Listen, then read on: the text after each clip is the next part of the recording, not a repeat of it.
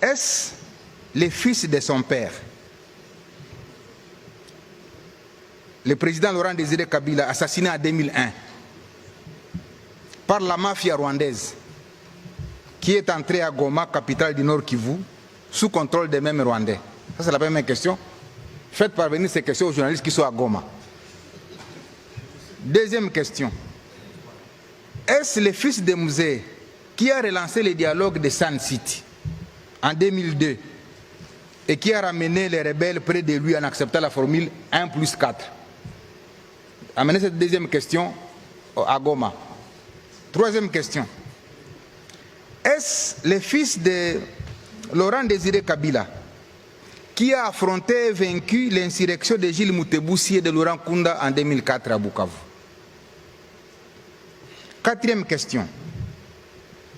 Est-ce le fils de Musée qui, à mon avènement à la tête de la province du Nord Kivu, comme premier gouverneur élu, a piloté les opérations contre Laurent Kunda? Cinquième question.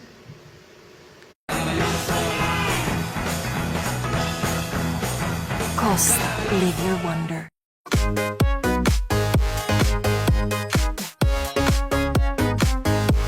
La porte de Goma.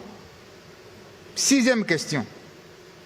Est-ce le fils de Musée qui, en janvier 2009, a demandé l'arrestation de Laurent Kunda par l'armée rwandaise et accepté l'arrivée de cette même armée au Nord Kivu à travers l'opération Umo Jawetu, je l'ai dit, du 25 janvier au 25 février 2009, et consécutivement, est-ce le fils de Musée qui avait demandé au président de l'Assemblée nationale de l'époque de démissionner parce qu'il n'était pas informé de l'entrée des troupes rwandaises?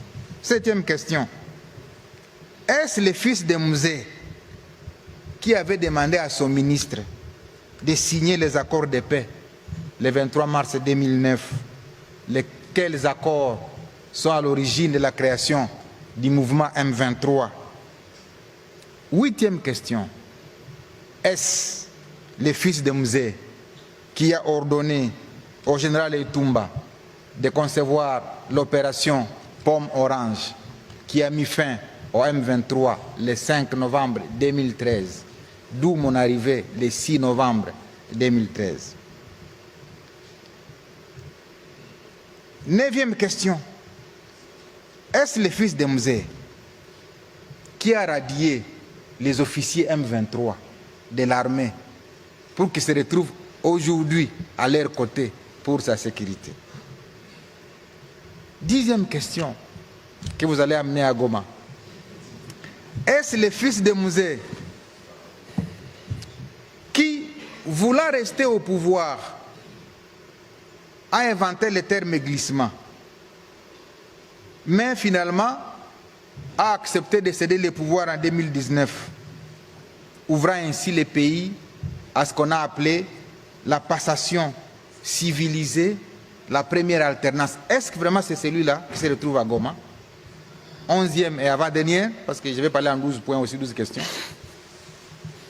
Est-ce le président honoraire qui a été salué à travers le monde pour son sens élevé des meilleurs élèves de la démocratie, malgré son jeune âge et son passé militaire, ce qui pouvait nourrir en lui l'ambition de se comporter comme ses voisins qui ont plus de 30 ans au pouvoir? Et 12, enfin, est-ce que c'est cet homme, jadis considéré comme grand esprit, qui se trouve réellement aux côtés de ces bourreaux d'hier, c'est les bourreaux de la population, qu'il a dirigé pendant 18 ans, avec plus de 5 millions de déplacés et de réfugiés victimes de la barbarie du M23? Est-ce encore lui qui a pleuré le colonel Mamadou? Est-ce encore lui qui a pleuré le général Baouma? Non. Est-ce encore lui qui se souvient qu'il y a eu 10 000 morts à Goma, qu'il y a eu 5 000 morts à Bukavu? Est-ce encore lui? Voilà les 12 questions que j'ai